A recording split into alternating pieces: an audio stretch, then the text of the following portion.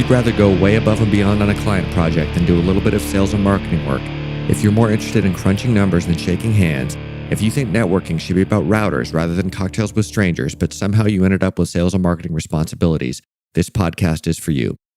Hi, Chief Nerd Ruben Swartz here, and I spent a long time learning these lessons the hard way. I want to help you learn them the easy way by sharing my experiences and talking with brilliant people who have figured out how to hack not just the code, but the sales and marketing process as well. Of course, as a nerdy person, I had to create a software application to help service-oriented people get more clients. So if you'd like to get more leads and turn more of them into clients and break out of the feast or famine cycle, check out Mimaran.com. That's MIMIRAN.com. You can find the application and also sample lead magnet and contract templates to help you grow your business. Now let's get to it. Today, I'm super excited to have with me Terry Hansen. Terry is the president of the Hansen Group Company, a sales performance improvement firm, and also the creator of Hansen University, an online training platform with over 60 hours of online courses for sales professionals and sales managers. For over a decade, Terry's helped enterprises, nonprofits, and startups find more prospects, close more deals, and retain customers longer. Terry and his wife have 5 children, and they live in Idaho Falls, Idaho.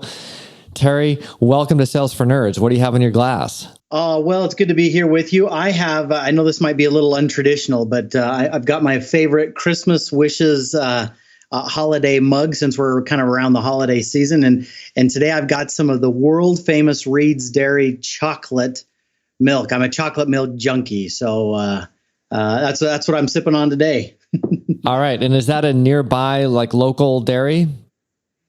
Yeah, it's been around for decades. When I was a kid, I used to skateboard with some of the Reed family children over by the dairy there, and this because we live in Idaho. Idaho is famous for potatoes, and they pull this mean evil trick in their chocolate milk. They put dehydrated potato flakes in the chocolate milk to make it that much more rich and creamy and thick.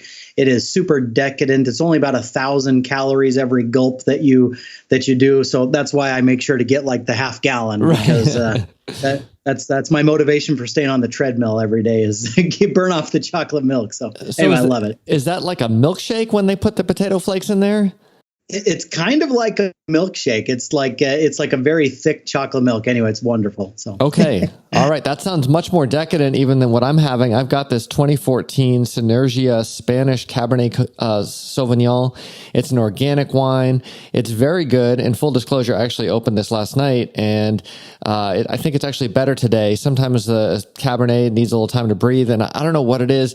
Somebody who's a wine expert, please tell me. There's like a distinctive organic wine taste I find to the organic wines, or maybe it's just the people who make organic wines like a certain style, and I don't always appreciate that kind of flavor when I open it right away. And today it just tastes like a really nice, smooth Cabernet Sauvignon. So cheers and welcome to Sales for Nerds once again. Terry, tell me, how did you get into sales? Oh, I think like most people, I don't think there's anybody on the planet who goes through elementary school, middle school, high school, and when they're asked, hey, what do you want to do when you grow up? It's like, I want to be a business-to-business salesperson that works with CEOs and entrepreneurs, and that's what I wanted. Nobody does that. Nobody grows up to want to be a salesperson. It always happens by accident, and that's kind of where that's kind of the same as it was for me. As crazy as it might sound, I was an acrobat and a stunt performer in my earlier years at Walt Disney World in Orlando. And I met a good friend of mine out there who said, gosh, you're charismatic and outgoing. You'd make a great salesperson. And that was really the first time that I had ever considered, doing anything other than entertainment and performing. And wouldn't you know it, a couple of years later, I ended up getting my first sales job working for an entertainment and production company, selling corporate entertainment to companies like Charles Schwab and Merrill Lynch and, the big companies, and that sort of thing. So that was my first sales position. And okay, hold on. We moved over a bunch of stuff that I'm suddenly really curious about. When you say you were a stunt performer, what kind of stunts were you doing? Oh, well, yeah, I was an acrobat and a gymnast all growing up. So I was a competitive gymnast, competed at the state, regional, and national levels, and that sort of thing for a long, long time. Anyway, when those competition days faded out, I ended up auditioning and being cast in some acrobatic stunt roles at Walt Disney World and so in the Animal Kingdom. And the Journey into the Jungle Book and Lion King shows, and so did that for about a year or so, and anyway, wrapped up that contract season and came back and was about ready to join up with a circus that was coming through the area, but I met a beautiful girl and put a ring on her finger, and that kind of put the kibosh on the running away to the circus thing. And so I had to be responsible, grow up, and get her a real job in essence. So anyway. This is great. This is always one of my favorite parts of the whole conversation, or it's hearing people's interesting stories. And I have to admit, every time I'm excited and impressed. I never saw this coming. So I hope that folks listening are enjoying this as much as I am. Now, were you like on a trapeze or like, and I'm sorry, this is completely tangential to the actual meat of anything that relates to sales, but it's just so interesting. I want to know, like, what were you doing up there? Oh, yeah. Well, as a competitive gymnast, obviously, there's the 6 Olympic events. There's the floor and the vault and the horizontal bar and the steel rings, the parallel bars, the palm bars. So I grew up doing all of that stuff. And so at Disney and the circus and some of these other things that I did, it was a lot of tumbling and hand balancing, a lot of rings and trapeze and that sort of thing. But I could see the writing on the wall with a wife and kids on the way. I'm like, ugh, I got to do something where I'm kind of an 8 to 5 guy instead of all night long and this sort of thing. So an opportunity came along with this an entertainment production company. There was a sales position that opened up, and I thought I'll just give it a try. I'll still be able to consult and recommend different kinds of entertainment for corporations and businesses. And but I really at that point started cutting my teeth in sales and marketing, and really finding out that I really had a talent for it, a passion for it, and I really loved helping companies, in that way. So how did that first job go? Did you feel like you were still in your natural place? Oh, it was terrible. I ended up getting laid off. Okay. But job number 2 was much, much better. But no, it was like anybody starting out. It was terrible. No, you learned by the school of hard knocks, lots of rejection, lots of stupid mistakes, lots of terrible things. And I don't know, it took me every bit of, 2, 3, 4 years to finally kind of hit my stride a little bit. And, but eventually, became one of the top grossing salespeople in company number 2 and 3, and was known for my appointment setting and closing larger sales more consistently than some of my peers. But for crying out loud, it took a long time. So, but anyway. What did you learn along the way? What were you doing differently 3 or 4 years in compared to when you started? Well, what I noticed at the very onset, all the salespeople around me were keen on developing a really polished presentation, a really polished product demonstration, making sure to cover all the features, all the benefits, all the nuances of every possible thing, but doing it in a very polished way. Mm-hmm. And so when I first started, it was, okay, I've got to have a really smart, jazzy, sassy, super triple awesome sales presentation in order to close sales. And the further along that I went, the more I realized that the better my presentation went, the more objections, fears, concerns, and worries that my sales prospects would have. I'd deliver this amazing, well choreographed, presentation, but then I'd spend like 30 minutes answering questions and trying to convince them of why they didn't have to worry about this, that, or the other, or why not using us was a terrible idea, or using the competitors was not a smart decision, or it was exhausting. And so I quickly realized, this whole thing of get there, kind of small talk, talk about their friends, family, kind of build some rapport, and then jump into this big presentation. Like, that style of selling sucks. It doesn't work. It's hard. It sounds good. It's how we've been trained for decades, but it doesn't work. It's broken. It just doesn't. Why? Because it forces you into a stance or a position where you then have to overcome a lot of objections at the end. And you got this real knockdown, drag out fight to try to strong arm your prospects into doing business with you. So anyway, early on, that whole thing got thrown in the garbage can. How did you realize, hey, this is not the right approach, other than you kept beating your head against the wall? Well, it was kind of an evolution, and I would be lying to say that, man, I was some guru that came off the mountain and discovered the optimal best way in the whole planet to close sales. I didn't. for crying out loud, but through a combination of workshops and seminars and books that I read through, but also talking to the top performers in my own company and trial and error, I started testing other things, other ways to go about selling. And I found a lot of validation and proof and confirmation that, man, this stuff, it works.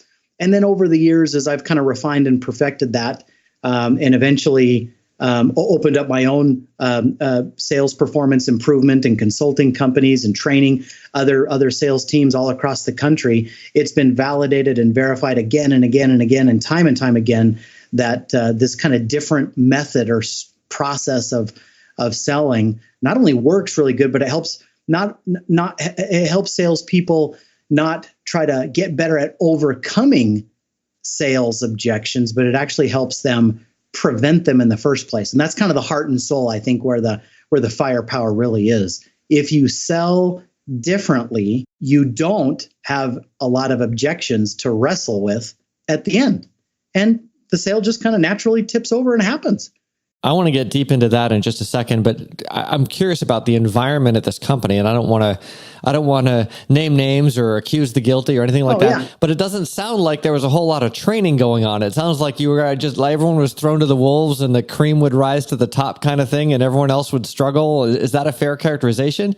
Oh, we had a very conscientious sales manager. We read sales books. We had weekly meetings, and we role played. And I had good mentors, people to look up to and follow and model. So no blame on them. It's just that they all were focusing on kind of the 1970s, 80s, 90s methods of selling that have been around for decades. But our modern buyers, they're over that stuff. I mean, buyers have evolved. Buyers have changed. Decision makers are not the same that they were 10, 20, 30 years ago. But the problem is that salespeople and sales managers and sales philosophy, it has evolved.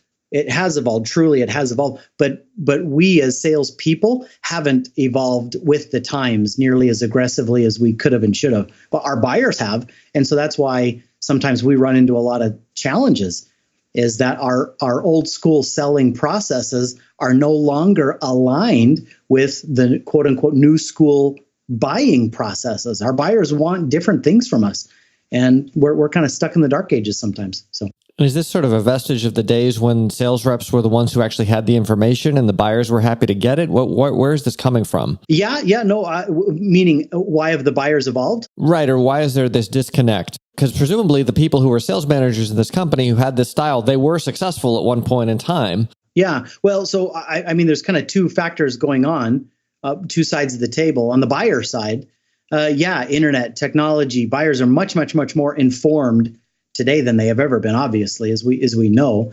And I think what that's done is they no longer need salespeople to help them identify what the common issues and challenges and problems are, nor do they need salespeople to tell them what the right kinds of solutions are. They can identify and find all that stuff out on their own. So studies have shown that buyers are usually about 57% of the way through their buying process by the time that they approach a company saying, "Hey, I'm interested in getting your help. I wanted to get some pricing about your products and services." They're already like over halfway done with the buying process before they engage a salesperson in the first place. And so that puts you and I as salespeople into kind of a commodity position where we're naturally battling over price and fighting with our competitors, trying to differentiate ourselves. And that's become very, very difficult because of how buyers have evolved. But to go back and answer your question, the other thing is that salespeople and sales organizations are naturally, as just any human, we're just creatures of habit. We get in routines, we get in comfort zones. If it worked yesterday, why shouldn't it work today? And okay, so I'm open to the fact that there might be some new things, but I still have these habits. I still have these comfort zones. I'm still used to asking the same kinds of questions or presenting things the same sort of way. We're just creatures of habit, and we're slow to change ultimately. So it's got to take kind of a swift kick in the butt sometimes to get us to change our habits and do things differently. And I don't know how much this is true, but I sometimes get the sense that some of the salespeople who like standing in front of the room talking like to think of themselves as an expert and like to think of the rest of the room thinking of them as an expert. And the notion that they should shut their mouth and listen to people is not good for their ego. And I could just be reading into things, but sometimes I get that impression when I'm listening to a pitch or someone's trying to sell me, and I'm like, this is going completely past me because you have no idea what I actually need. But they're standing there feeling really proud of themselves and kind of showing off their knowledge. And I kind of cringed remembering talking this way, because I remember giving presentations like that, like, oh, I'm clearly here to show everyone how smart I am. Gosh, I wonder why I didn't get the deal. Yeah. Yep. No, it's true. You're right on point. So tell me a little bit more about this. Let's prevent objections before they happen so we don't have to go deal with them at the end. Because I think anyone who's had to fight their way through to the quote unquote end of the sales cycle, and all of a sudden, oh no, it's like an ambush. I thought we had this thing and all these things are popping up and then even if you win it, you've had a lot more stress than you anticipated. Maybe you didn't get the price you anticipated. And of course, a lot of times you don't win it because you felt like you got ambushed. And presumably there's a way to avoid the ambush. Yeah, no, there absolutely is. It's kind of funny. Every time I think about this idea, I think about you and me as soldiers in a war, and right in front of us, we've got this massive battlefield and enemies on the other side, and you and I are on this side, right? And our commanding officer says, Terry, Ruben, I want you guys to charge out across that field and go take out the enemies, whatever. But you and I know that there are landmines sprinkled all around that minefield, that battlefield. Now, you and I've got two choices. We can put on our helmets and strap on our flak vests and say, all right, good luck. And we just take off running across that battlefield, hoping that we don't step on a landmine. And if we do step on a landmine, good thing we've got a lot of first aid kits, because if your leg gets blown off, I've got you. I can make sure you don't bleed out and die. So that's one option. We can pack our first aid kits and just charge across the battlefield, hoping we don't step on one. But if we do, man, we've got a tricky, fast, a snazzy way to deal with the problem when it's there, right? Reactive mode.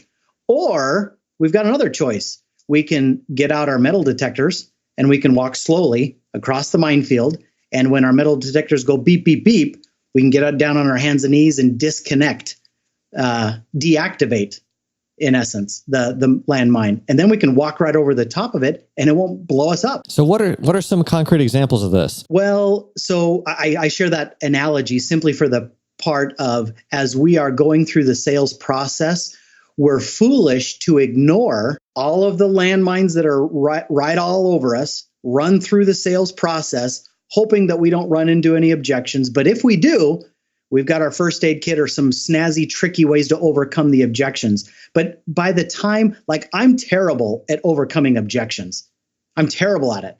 I'm terrible at trying to convince a buyer why they're wrong. Once they've already made the conclusion that they don't have the budget, that it's the wrong time, they haven't talked to their business partner, or the list goes on and on.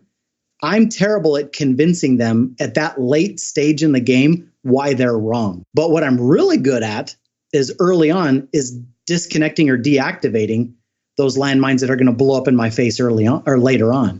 So to answer your question, think of all the reasons. This is, maybe primarily for your listeners as well, but think of when you get to the end of the sales process and you're trying to close a sale and you ask the closing question, are you ready to get started? And then here come the objections, here come the rebuttals, here come the concerns. What are the top 5 that you hear? Well, I think you hit on a couple of them, right? Like no budget, or need to talk to my business partner. It's too much. Yep. We're too busy. Not the right time. Right. Absolutely. All those things. There's a cheaper competitor. We're going to stick with our current vendor. Yeah. We found somebody cheaper. There's only 50 of them, right? Right. But if you look at those, they all kind of funnel down into kind of the root DNA of what those are. They really funnel down to kind of 5 core issues, four core issues. And so the object of the game is during the sales process. Why don't we get out our metal detectors instead of just charging through the sales process? Why don't we systematically go through those 4 elements there and deactivate those, detonate the bomb before it goes off? If it's a problem, let's deal with it early instead of late, right? And then once we've gotten through all four of those, theoretically, there aren't any other issues or challenges or concerns or worries to deal with. And they close. I mean, there's nothing else to ask questions about. They're happy and they buy. Now, can we get to a thing that we can't diffuse, and that just means that we don't have a good fit and we should shake hands and walk away? Bingo. If you run into one of those four things that is insurmountable, they legitimately don't have money or, fill in the blank, then yeah, you call that an unqualified prospect. It's okay. And that's okay. You tell yourself this every day. I am an expert. We do wonderful work for our clients.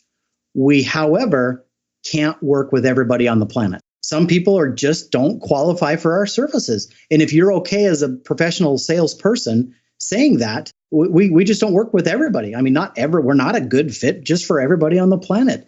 And if you use your sales process to identify who is qualified, who is a good fit, and sometimes you're going to run into those who are not, that's okay. You shake hands, you part as friends, and you say, hey, let me refer you elsewhere. We don't work with everybody, but and so you're okay emotionally. You don't treat it as a failure. You just stay objective and stay kind of emotionally third party, and say, that's okay. We're just not a good fit. But I'm glad I know that 30 minutes in instead of 4 meetings in. Right. Or after I've flown out to present the proposal and blah, blah, blah, blah. All that time you can't get back. So let's go. What's the first landmine or category of landmines we should be looking for? The first is tied to the need, the urgency, their desire, and their motivation to change. So one of the common objections that you get at the end is, it's not the right time, or we like it, we really like it, but fill in the blank. They're just wishy-washy. Mm-hmm. The desire, the urgency, the intensity of and the motivation to buy or change or do anything is not there.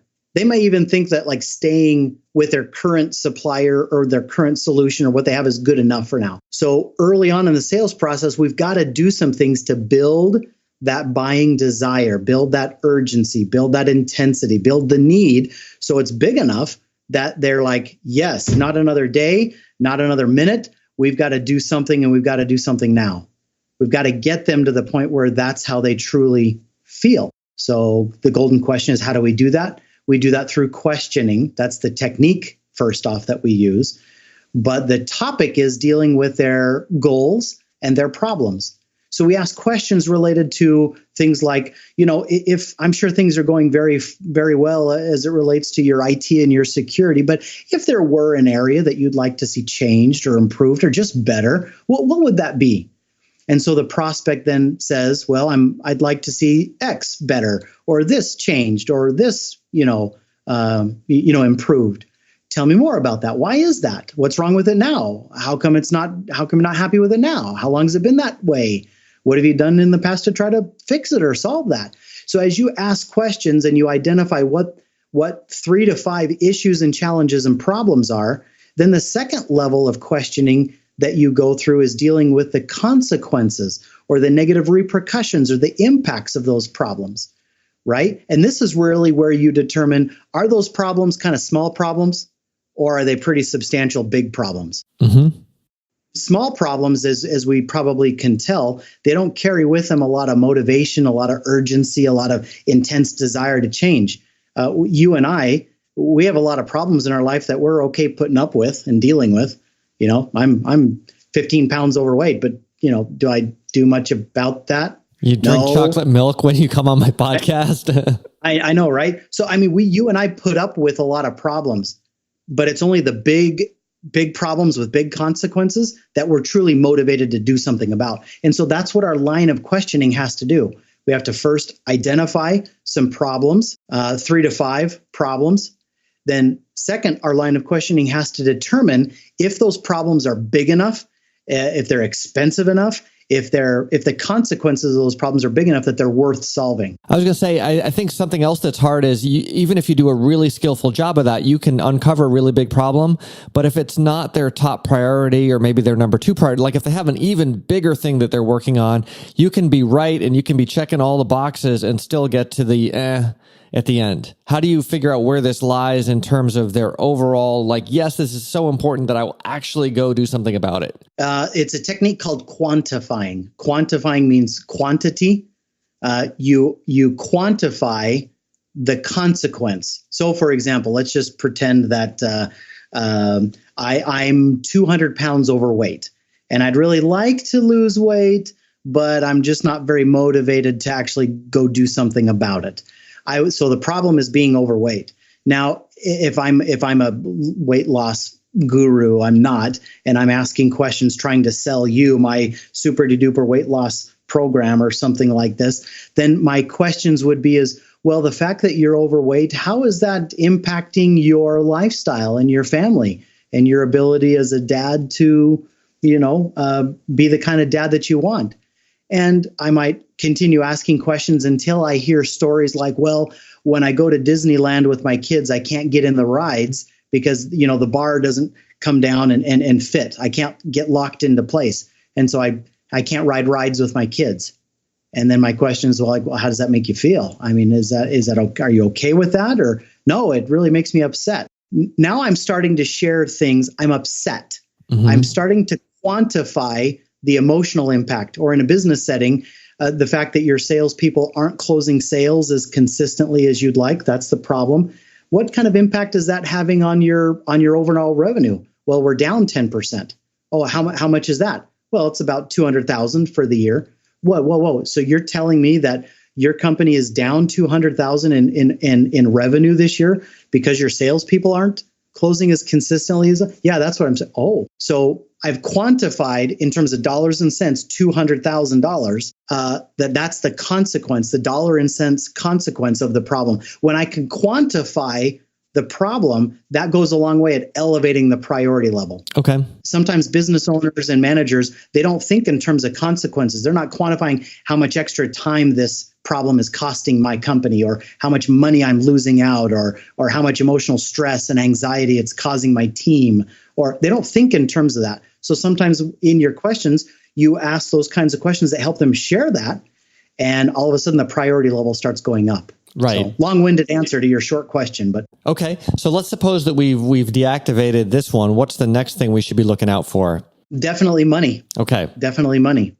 So once your prospect has and you together have identified 3 to 5 problems that are very significant and worth solving, the next landmine or the next point is budget.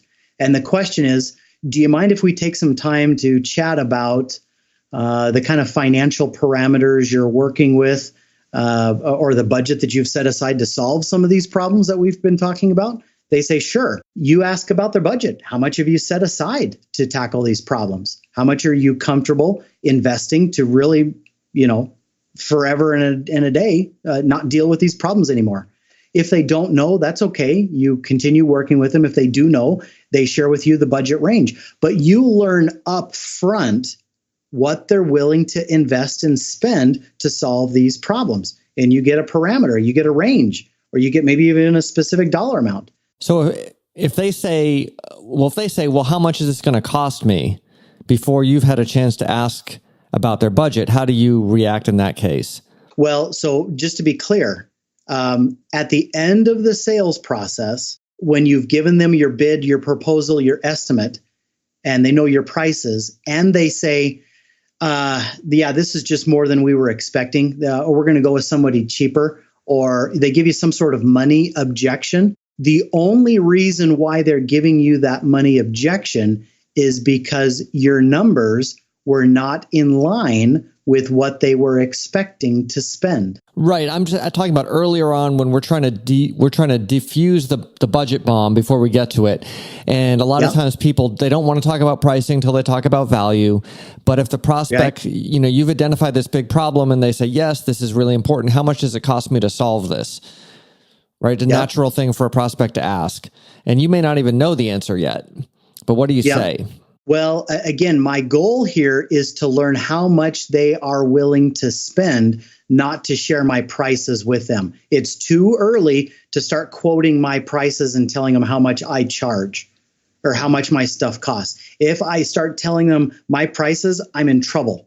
So the purpose right after the kind of the problem stage is, or the buying motivation stage, is for them to tell me their numbers, not for me to tell them my numbers. So the way that I turn that around is I say, well, you know, we work with a lot of different kinds of clients, and what I've noticed is our clients seem to fall into, I don't know, maybe one of three kind of general buckets when it comes to how much they're investing to solve some of these problems. We've got clients that, I don't know, and I'm making these numbers up. Sure. They typically invest anywhere from maybe, I don't know, $500 to $1,500. You know, then we've got other clients that kind of fall between the range of maybe $2,000 to $5,000, and then others that are kind of $10,000 and up.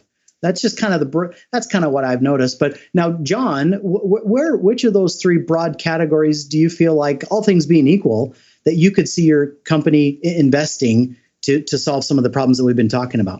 And they'll say, well, we're not 10,000 for crying out loud, but we, you know, maybe like 2,000 to 4,000. Oh, okay, so that helps. Well, I'll make sure to, in my recommendations, to kind of gear our conversations towards that and stay away from the $10,000 solutions. Are you okay with that? And they'll say, well, yeah, no, that'd help. Okay, great. So I give them some buckets and then ask them which bucket they fall into. And that takes the pressure off me. What are my prices? It's not about that. It's what are you willing to invest, so that I can later on make sure my proposal or my bid is in the range that is not going to knock you off your chair. Okay, great. All right. So that's the second bomb. What about what's the third one? The third deals with authority and decision making. Like, who are the decision makers? What's their time frame? At the end of the sales process, we know that some of the objections are, we've decided not to do something during the fourth quarter this year. We're going to pick up this during the first or second quarter. It's just the wrong timing for us. You know, why didn't we know that earlier on? Why are we trying to close the sale now when we should have known that they're not going to do anything until the first quarter, right? Or, you know, this all looks good, Terry. I sure appreciate you taking the time to present all this, but let me run this by my business partner and see what he says, and we'll get back to you. And then they never do. Right. Well, how come that business partner wasn't part of our conversations all along? Right. Or hey, great presentation. This was fantastic. I think we're going to go with the competitor who's got A, B, C additional things that guarantees and warranties that are a better fit for us. Well, how come I didn't know about those preferences that you had? Or we appreciate your presentation. We're going to take this plan and give it to my cousin who's way cheaper, and he's going to implement it for us. Exactly, right? So the third landmine that we've got to overcome is kind of this authority component, or this decision making. Who's all, when you're making a decision, a buying decision, Mr. Decision Maker, who's all involved? Who do you like to have involved? Whose opinion do you appreciate and value, and you want to weigh in?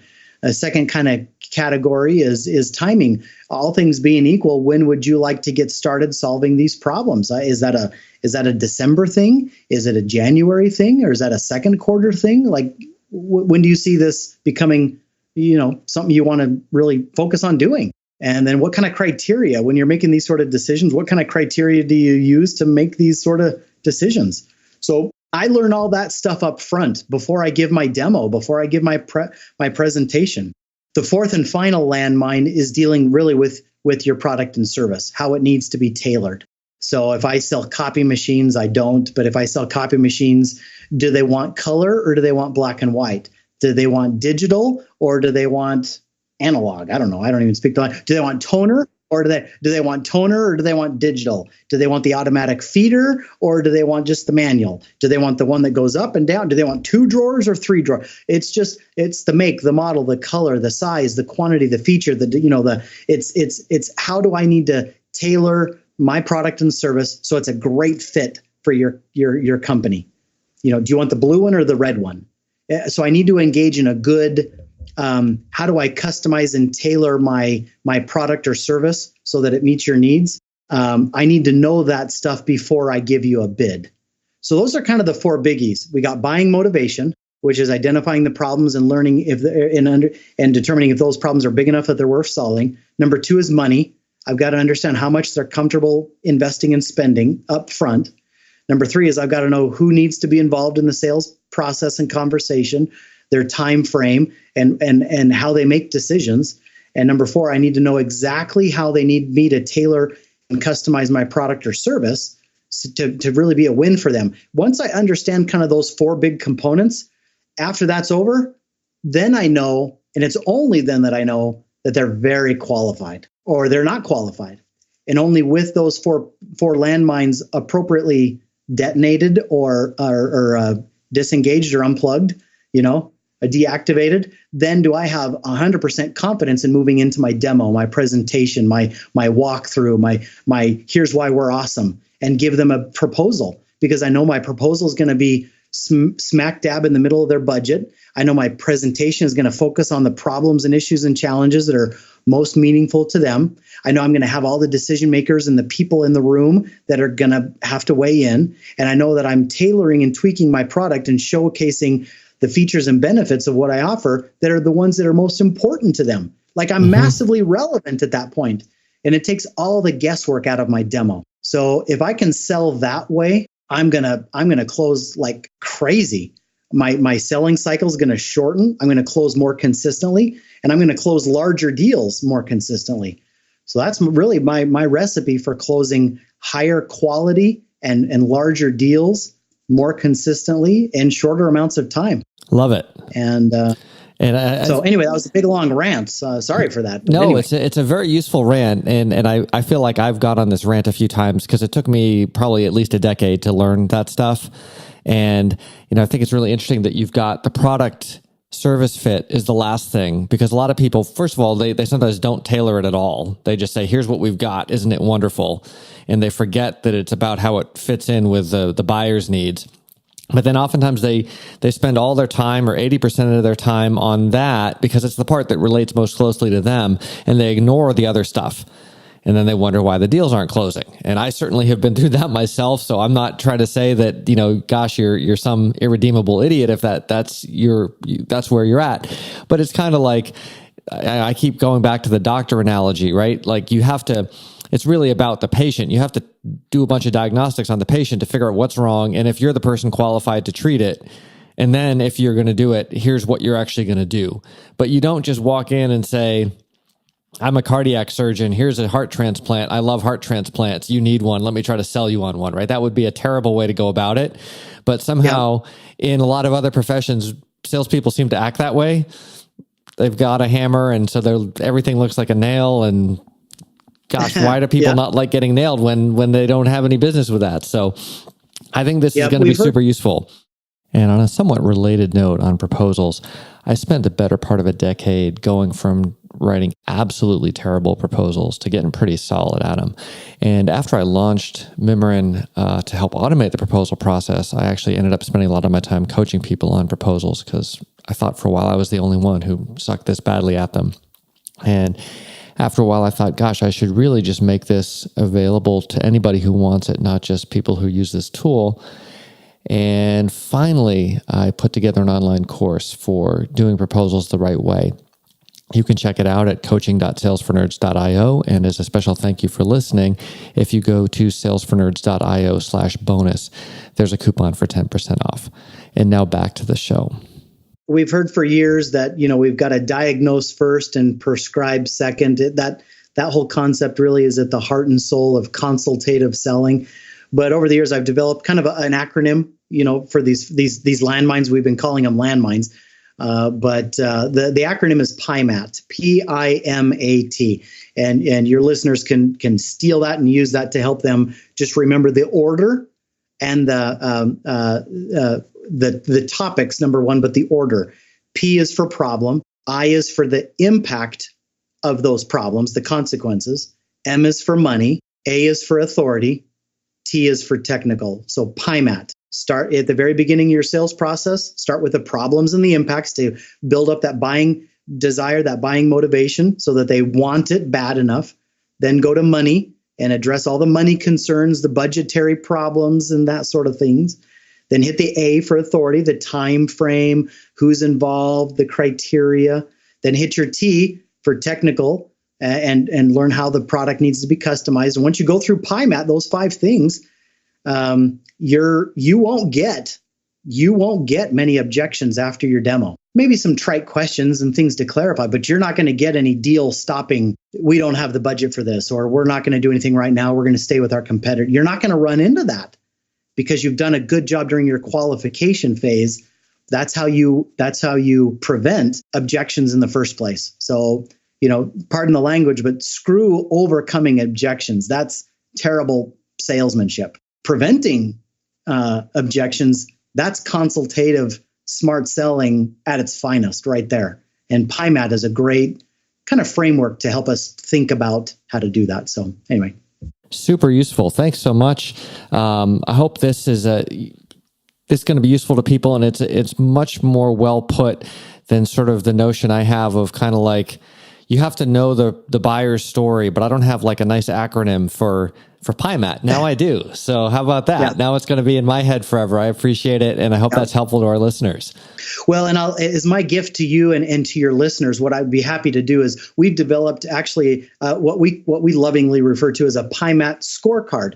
So just imagine after your first significant meeting with a buyer, you get back into your car and you pull out a card or a sheet, and you can score your buyer on a scale of 1 to 10 in these 5 categories. 10 is like, they're awesome. 1 is like, nah, they're not that great. And you score them afterwards. And the closer they are to 50, PIMAT's 5 letters, right. Scale of 1 to 10, total of 50. The closer they are to 50, that's a very, very qualified prospect that you can present to with full confidence, and you're probably going to close the sale. But the closer they are to 0, obviously, and you just set a threshold. I don't give any sales presentations to anybody who scores less than, say, a 25 or a 40 or whatever number you want to put on that. But you set a threshold.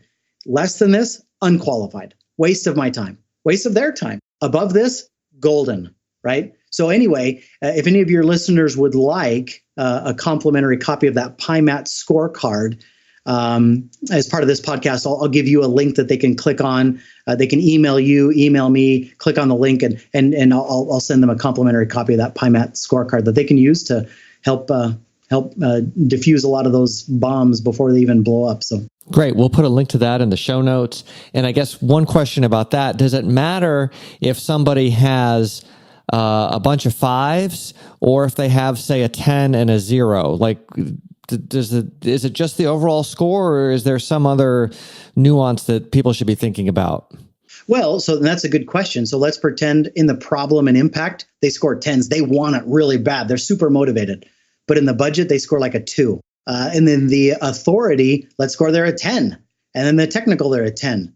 That's great. Golden prospect. But when I try to close them, I know I'm probably going to run into some money objections.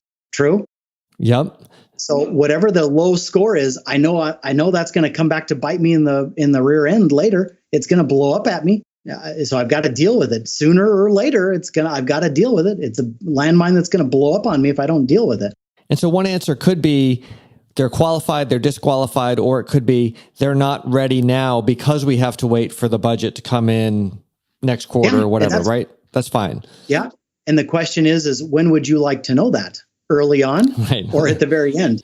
Right. When you want to when you can forecast the deal for when it's actually going to close, or after you've already forecasted it to close this quarter and it's never going to happen. Absolutely. True. Yep. Well, Terry, thanks so much for joining me. I appreciate your wisdom. PIMAT, people, remember it. Cheers. Good to be with you. Take good care of yourself. Have a friend who'd benefit from this episode? Pass the word along. Have a friend who wouldn't benefit from this episode, but you haven't talked to in a while? Give them a call. Of course, iTunes reviews are great for getting the word out and also for helping me make the show that you want. So if you've got topics or guests that you want discussed on the podcast or in the apparently upcoming Sales for Nerds book, let me know. And if you want to automate client acquisition, turning more web visitors into leads into conversations, and onto closed deals, while helping you stay in touch with the people who matter, check out Mimiran.com. That's www.mimiran.com. And once again, thanks for listening.